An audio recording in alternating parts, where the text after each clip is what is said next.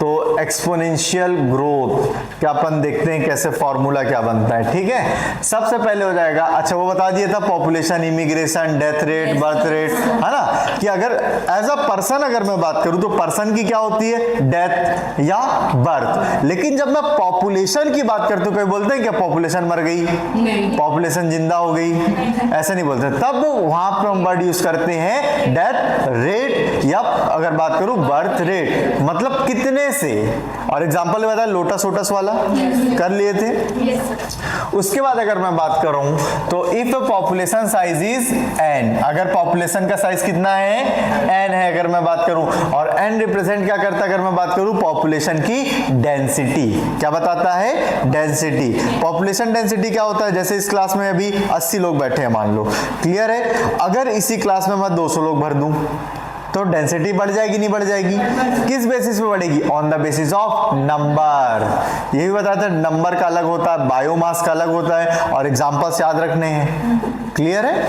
फिर उसके बाद अगर हम बात करें death rate define as D, birth rate B, clear बेटा। देन द इंक्रीज और डिक्रीज इन एन का मतलब क्या हो गया बेटा, पॉपुलेशन साइज, क्लियर है, ड्यूरिंग यूनिट टाइम पीरियड, मतलब क्या हो जाएगा, यूनिट टाइम पीरियड मतलब टी टाइम पे, तो क्या हो जाता है बेटा, डिफरेंशिएशन, मतलब कितनी मतलब पॉपुलेशन है, डेंसिटी है डी है, डिवाइडेड पर यूनिट टाइम मतलब dt। कैसे पता चलेगा, इज इक्वल टू कितनों की बर्थ हुई उसको माइनस कर दूं कितने मर गए, और इनटू करेंट पॉपुलेशन, तो मेरे को टी टाइम के बाद मिल जाएगा।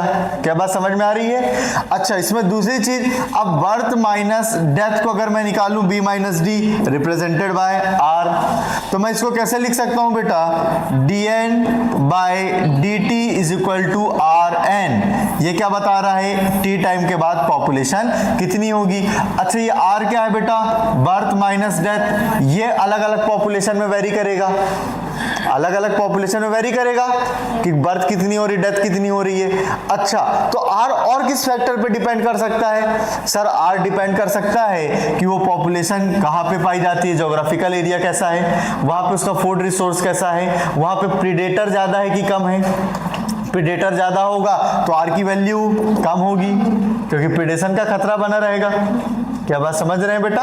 तो R की वैल्यू डिफरेंट डिफरेंट फैक्टर पे डिपेंड कर सकती है और अलग अलग पॉपुलेशन पे अलग अलग होगी, और ये R की वैल्यू जो होती है आपको एग्जाम में अगर न्यूमेरिकल आएगा तो दी जाएगी, सिर्फ आपको पुट करके सॉल्व कर देना, खत्म बात, अगर आया तो। नहीं तो डायरेक्ट क्या पूछता है, फॉर्मूला। क्या पूछता है, फॉर्मूला। देखो बेटा एक्सपोनेंशियल मतलब A पॉइंट हो गया, फिर यहाँ पे B हो गया, फिर यहाँ पे C हो गया। जब A से B भी गया तो क्या हुआ, ग्रोथ, B से C भी गया तो क्या हुआ, ग्रोथ। इसका मतलब कंटिन्यूअसली मामला बढ़ते ही चला जा रहा है। अरे क्लियर है नहीं है, yes. समझ में आ गया। तो मतलब इसका मतलब क्या हुआ, एक पॉपुलेशन जो है वो क्या हो रही है, कंटिन्यू ग्रोथ कर रही है। क्यों, resources are unlimited, it means the value of R is high, value of R is high. तो अगर अब पूछ ले कि एक्सपोनेंशियल ग्रोथ में वैल्यू ऑफ R क्या होगी, तो value of R is greater than n। समझ में आया, काफी ज्यादा देखने को मिलेगी। अरे क्लियर, तुम तीनों हंसे क्यों, कुछ गलत हो गया क्या, तो हंसी क्यों आ रही है, 1 2 3 तीनों को क्यों हंसी आ रही बेटा, मजाक चल रहा है क्या क्लास में, हाँ कि लोरी सुना रहा हूं मैं तुम लोग को। खड़े हो जाओ तीनों, 1 2 3 खड़े हो जाओ। या तुम मेरे को 2 बात बताओगे, हंसी क्यों आई और ताकि मेरे को भी हंसी आना चाहिए, और मेरे को हंसी नहीं आई तो तुमको भगा दूंगा क्लास से अभी। क्या चीज, तो मेरा गला खराब है तो तुम लोग हंसोगे, मतलब दूसरों की मतलब मजबूरी का तुम लोग फायदा उठाओगे।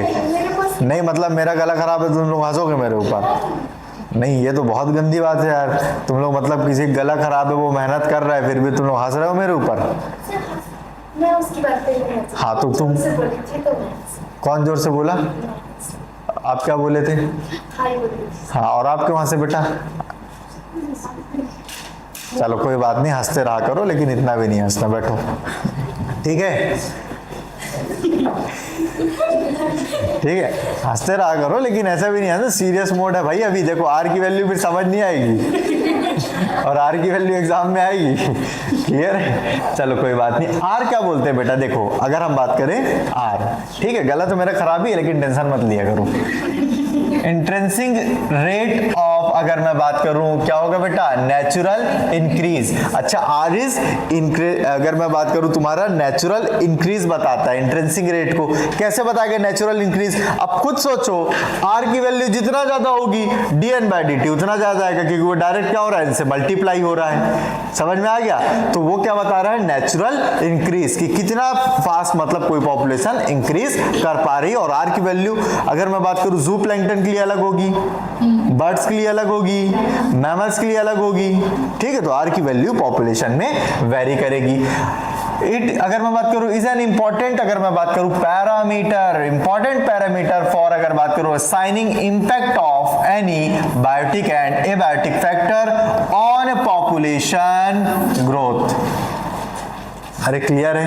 फिर उसके बाद अगर मैं बात करूं किसकी, ऑर्गेनिज्म, किसकी बात करूं, ऑर्गेनिज्म और आर की। जैसे कि बात करें किसका दिया है बेटा, नॉर्वे में रेट, और किसका दिया हुआ बीटल का। Human population in India census दिया हुआ किसका, 1981। आर की वैल्यू कितनी आई है, 0.025, मतलब बी माइनस डी की वैल्यू पता है, करेंट पॉपुलेशन पता है कितनी है अभी इंडिया की, तो dn/dt मैं निकाल लूंगा, नहीं निकाल लूंगा, आ जाएगा।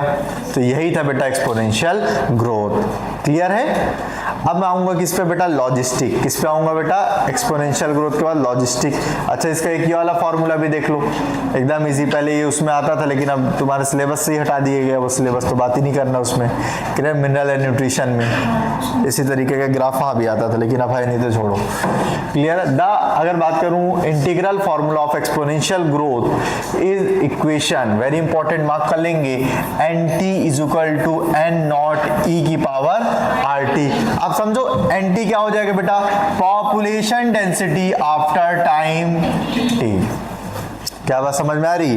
एंटी का मतलब क्या हो जाएगा, पॉपुलेशन की जो डेंसिटी है टी टाइम के बाद क्या होगी। क्या बात समझ में आ रही बेटा?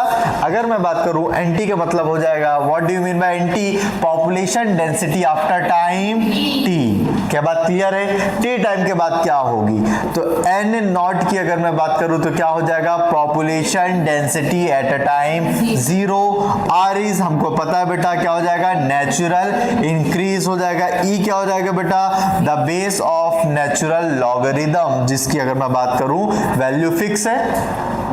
क्लियर? अब nt का मतलब क्या होगा, आज अगर मान लो यहाँ पे कितनी पॉपुलेशन है बेटा, आज क्लास में मान के चलो एक क्लास में 80 लोग बैठे हुए हैं।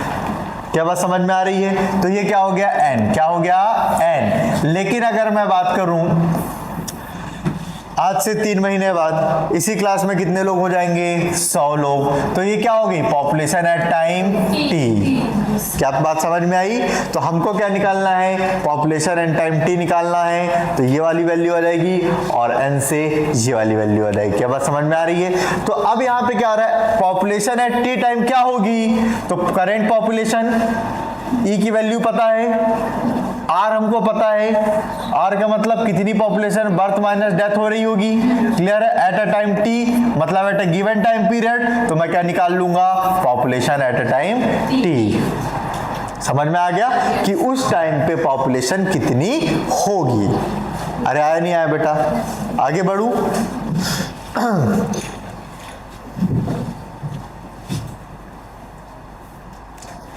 अब आती है लॉजिस्टिक ग्रोथ। क्या आती है बेटा, लॉजिस्टिक ग्रोथ। अच्छा लॉजिस्टिक ग्रोथ क्या बोलती है, लॉजिस्टिक ग्रोथ ये बोलती है कि रिसोर्स जो है वो कभी भी अनलिमिटेड हो ही नहीं सकता है। तो ये बात एकदम सही है, तो अनलिमिटेड तो बिल्कुल भी नहीं हो सकता। चाहे वो बैक्टीरिया की भी कॉलोनी हो, नंबर बढ़ेगा, वो कंजप्शन बढ़ेगा, एक टाइम के बाद क्या हो जाएगा, वहां पे रिसोर्स जो रहेगा लिमिटेड होने लगेगा जब पॉपुलेशन बढ़ जाएगी। क्या बात समझ में आ रही है? तो इसका मतलब पॉपुलेशन में कभी भी रिसोर्सेज अनलिमिटेड नहीं हो सकते। ये पहला स्टेटमेंट जो बनता है, वेरी इंपॉर्टेंट। क्लियर है? उसके बाद अगर मैं बात करूं तो this leads to competition among individuals for limited resources, और लिमिटेड रिसोर्सेज होगा तो कंपटीशन भी होगा। अरे बिल्कुल होता है बेटा। सपोज आप, एक एग्जांपल सेट करता हूं आपके माइंड में, एक बड़ा सा जंगल है, हमेशा देखना ऐसा नहीं होगा कभी भी कि वहां पे 200 शेर रहते हों और 50 हिरन रहते हों, ऐसा देखे हो क्या कभी? हमेशा क्या होंगे, प्रीडेटर क्या होंगे, कम होंगे, प्रे ज्यादा होंगे। क्या बात समझ में आ रही? बंद करो ऐसी।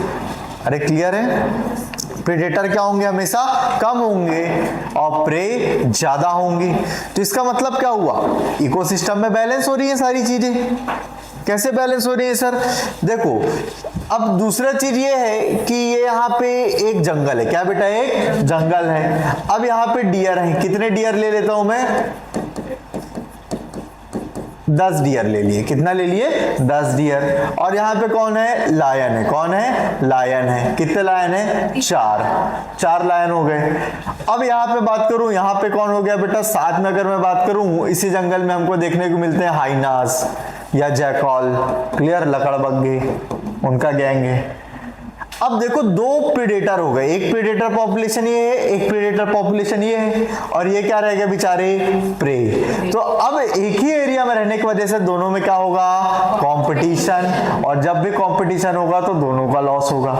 Yes sir. क्या बात समझ में आ रही है? और अगर दोनों को फूड नहीं मिला तो दोनों क्या कर पाएंगे? रिप्रोडक्टिव कैपेसिटी उनकी कम हो जाएगी। क्यों? एनर्जी कम रहेगी, वीकनेस रहेगी, तो प्रोडक्टिविटी भी जो होगी उनके आगे चल के जो ऑफ स्प्रिंग्स बनेंगे उनके भी संभावना कम होते चली जाएगी।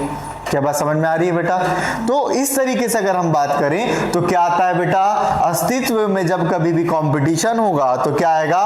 फिटनेस आएगी। फिटेस्ट मतलब सर्वाइवल ऑफ द फिटेस्ट, जो डार्विन बोलते हैं वो किस चीज के लिए बोलते हैं? कौन सी फिटनेस? ठीक, वेरी वेरी इंपॉर्टेंट। बच्चे बोले कौन सी? Physical fitness. ज्यादा मसल मास है? क्या बात है? ज्यादा अच्छी बॉडी है? नहीं। ज्यादा हाइट है? नहीं। रिप्रोडक्टिव फिटनेस किसकी बात कर रहा है? रिप्रोडक्टिव। तुम्हारी पर्सनालिटी कितनी भी अच्छी हो, कितने भी ताकतवर क्यों ना हो, अगर रिप्रोडक्टिवली अगर तुम फिट नहीं हो, स्टेराइल हो, तो कोई मतलब कि ऐसा कौन व्यू करता है? इकोसिस्टम या इकोलॉजिस्ट देखते हैं।